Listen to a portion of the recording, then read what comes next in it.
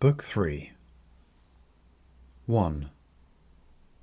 We ought to consider not only that our life is daily wasting away, and a smaller part of it is left, but another thing also must be taken into account, that if a man should live longer, it is quite uncertain whether the understanding will still continue sufficient for the comprehension of things, and retain the power of contemplation which strives to acquire knowledge of the divine and the human.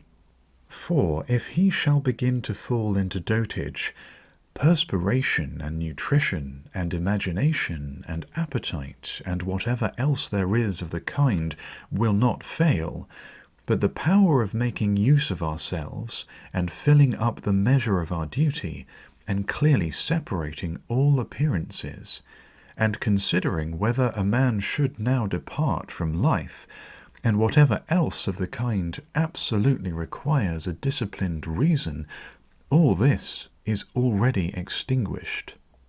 We must make haste, then, not only because we are daily nearer to death, but also because the conception of things and the understanding of them cease first. 2. We ought to observe also that even the things which follow after the things which are produced according to nature contain something pleasing and attractive. For instance, when bread is baked, some parts are split at the surface, and these parts which thus open, and have a certain fashion contrary to the purpose of the baker's art, are beautiful in a manner, and in a peculiar way excite a desire for eating. And again, figs, when they are quite ripe, gape open, and in the ripe olives the very circumstance of their being near to rottenness adds a peculiar beauty to the fruit. And the ears of corn bending down, and the lion's eyebrows, and the foam which flows from the mouth of wild boars, and many other things, though they are far from being beautiful if a man should examine them severally, still, because they are consequent upon the things which are formed by nature, help to adorn them, and they please the mind, so that if a man should have a feeling and deeper insight with respect to the things which are produced in the universe, there is hardly one of those which follow by way of consequence which will not seem to him to be in a manner disposed so as to give him pleasure. And so he will see even the real gaping jaws of wild beasts with no less pleasure than those which painters and sculptors show by imitation. And in an old woman and an old man he will be able to see a certain maturity and comeliness, and the attractive loveliness of young persons he will be able to look on with chaste eyes. And many such things will present themselves, not pleasing to every man, but to him only who has become truly familiar with nature and her works. 3. Hippocrates, after curing many diseases, himself fell sick and died. The Chaldeae foretold the deaths of many, and then fate caught them too. Alexander and Pompeius and Caius Caesar, after so often completely destroying whole cities, and in battle cutting to pieces many 10,000s of cavalry and infantry, themselves too at last departed from life. Heraclitus, after so many speculations on the conflagration of the universe, was filled with water internally and died smeared all over with mud. And lice destroyed Democritus, and other lice killed Socrates. What means all this? Thou hast embarked, thou hast made the voyage, thou art come to shore. Get out. If indeed to another life there is no want of gods, not even there.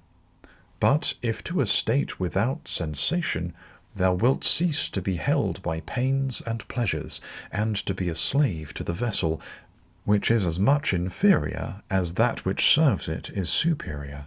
For the one is intelligence and deity, the other is earth and corruption. 4. Do not waste the remainder of thy life in thoughts about others, when thou dost not refer thy thoughts to some object of common utility. For thou losest the opportunity of doing something else when thou hast such thoughts as these. What is such a person doing? And why? And what is he saying? And what is he thinking of? And what is he contriving? And whatever else of the kind makes us wander away from the observation of our own ruling power. We ought then to check in the series of our thoughts everything that is without a purpose and useless, but most of all the over-curious feeling and the malignant. And a man should use himself to think of those things only, about which, if one should suddenly ask, "What hast thou now in thy thoughts?" with perfect openness thou mightst immediately answer, "This or that." So that from thy words it should be plain that everything in thee is simple and benevolent, and such as benefits a social animal, and one that cares not for thoughts about pleasure or sensual enjoyments at all, nor has any rivalry or envy or suspicion, or anything else for which thou wouldst blush if thou shouldst say that thou hadst it in thy mind. For the man who is such, and no longer delays being among the number of the best, is like a priest and a minister of the gods, using too the deity which is planted within him, which makes the man uncontaminated by pleasure, unharmed by any pain, untouched by any insult, feeling no wrong, a fighter in the noblest fight, one who cannot be overpowered by any passion, dyed deep with justice, accepting with all his soul everything which happens and is assigned to him as his portion, and not often, nor yet without great necessity and for the general interest, imagining what another says or does or thinks. For it is only what belongs to himself that he makes the matter for his activity, and he constantly thinks of that which is allotted to himself out of the sum total of things, and he makes his own acts fair, and he is persuaded that his own portion is good. For the lot which is assigned to each man is carried along with him, and carries him along with it. And he remembers also that every rational animal is his kinsman, and that to care for all men is according to man's nature. And a man should hold on to the opinion not of all, but of those only who confessedly live according to nature. But as to those who live not so, he always bears in mind what kind of men they are, both at home and from home, both by night and by day, and what they are, and with what men they live an impure life. Accordingly, he does not value at all the praise which comes from such men, since they are not even satisfied with themselves.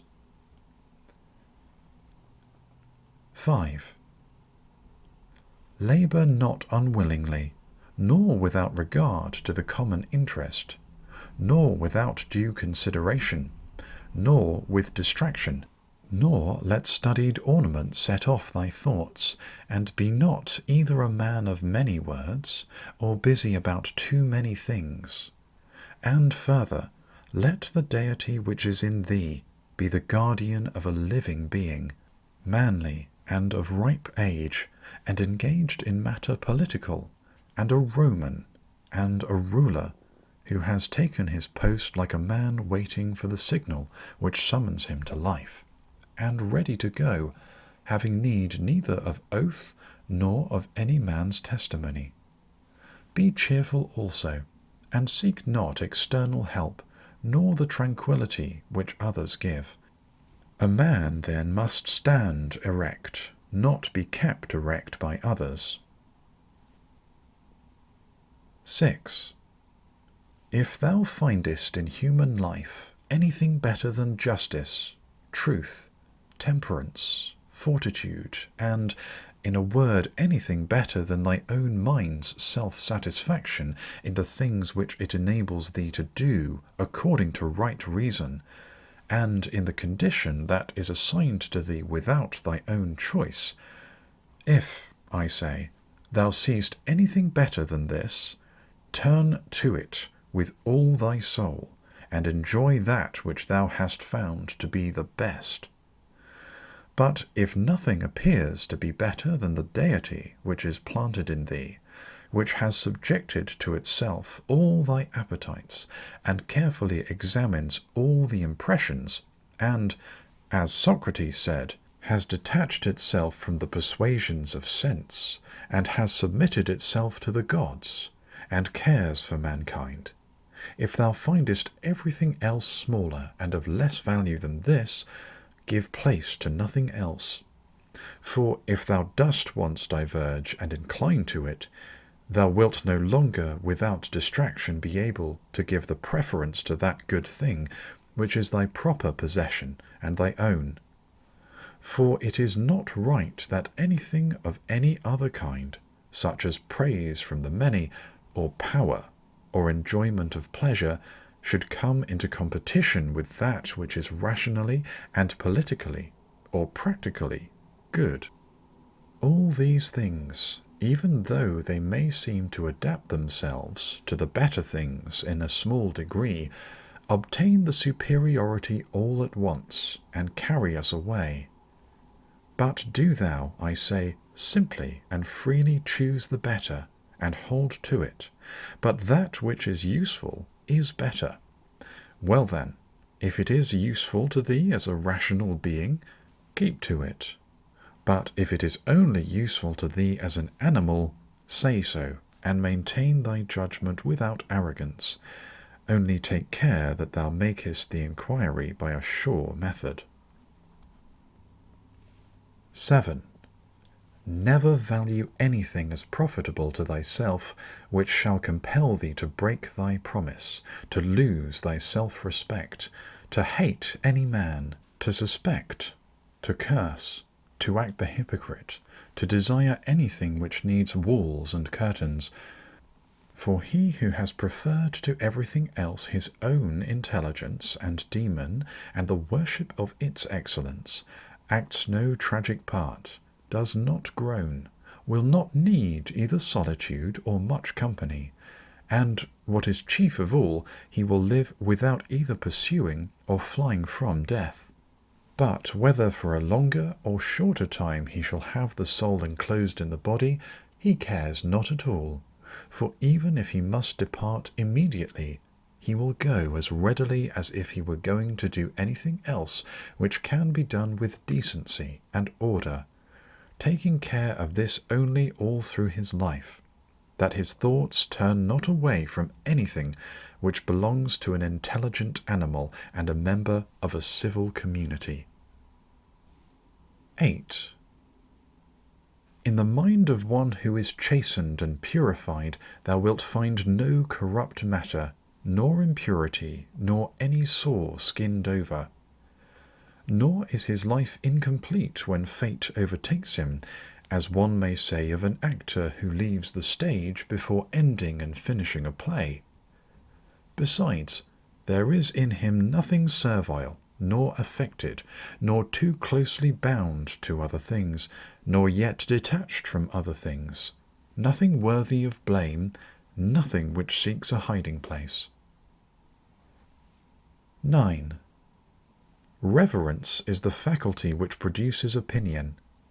On this faculty it entirely depends whether there shall exist in thy ruling part any opinion inconsistent with nature and the constitution of the rational animal. And this faculty promises freedom from hasty judgment, and friendship towards men, and obedience to the gods. 10. Throwing away then all things, hold to these only which are few, and besides, bear in mind that every man lives only this present time, which is an indivisible point, and that all the rest of his life is either past or it is uncertain. Short then is the time which every man lives, and small the nook of the earth where he lives, and short too the longest posthumous fame, and even this only continued by a succession of poor human beings, who will very soon die, and who know not even themselves, much less him who died long ago. 11. To the aids which have been mentioned, let this one still be added.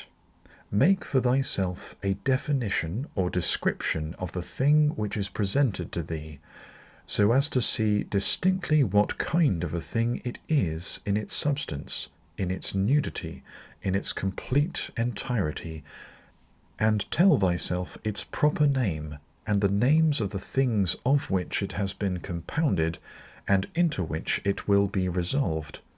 For nothing is so productive of elevation of mind as to be able to examine methodically and truly every object which is presented to thee in life, and always to look at things so as to see at the same time what kind of universe this is, and what kind of use everything performs in it, and what value everything has with reference to the whole, and what with reference to man, who is a citizen of the highest city, of which all other cities are like families.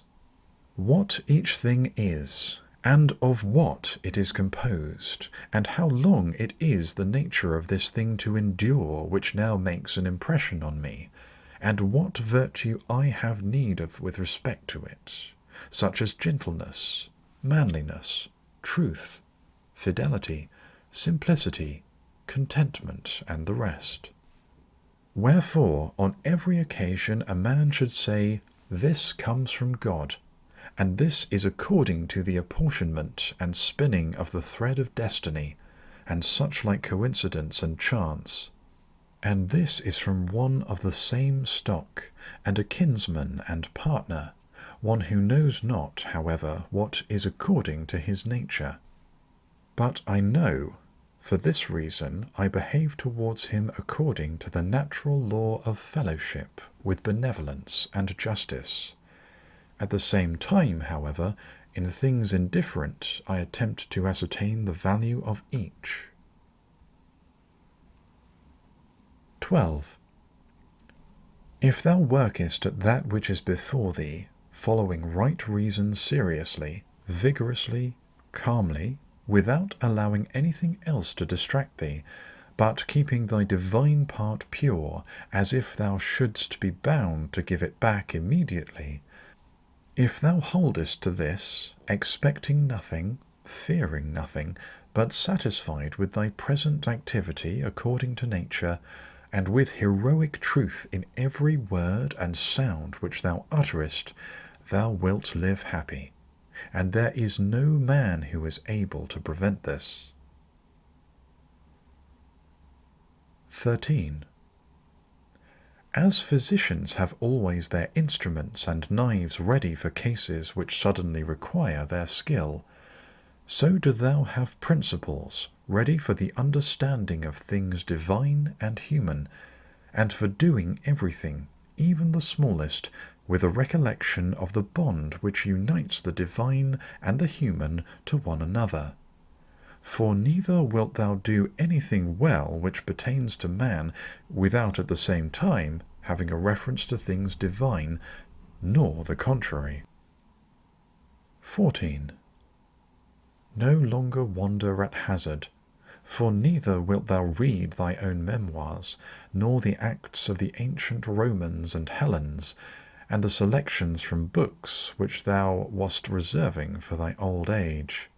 Hasten then to the end which thou hast before thee, and, throwing away idle hopes, come to thy own aid, as thou carest at all for thyself, while it is in thy power.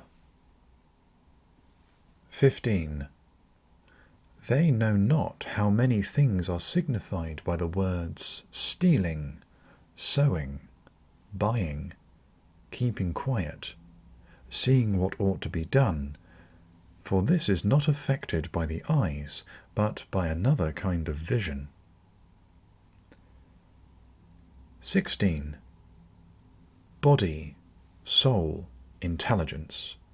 To the body belong sensations, to the soul appetites, to the intelligence principles.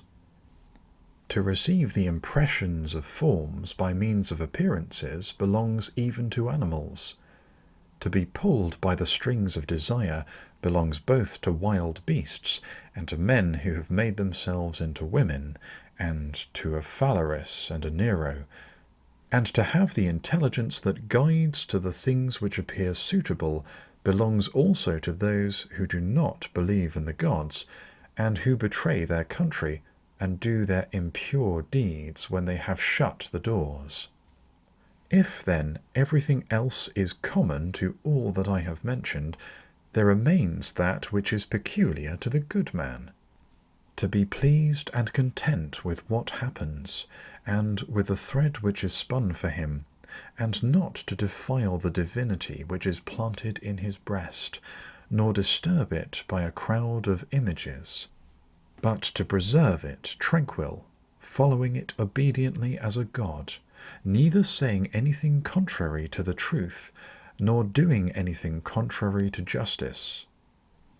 And if all men refuse to believe that he lives a simple, modest, and contented life, he is neither angry with any of them, nor does he deviate from the way which leads to the end of life, to which a man ought to come pure, tranquil, ready to depart, and without any compulsion, perfectly reconciled to his lot.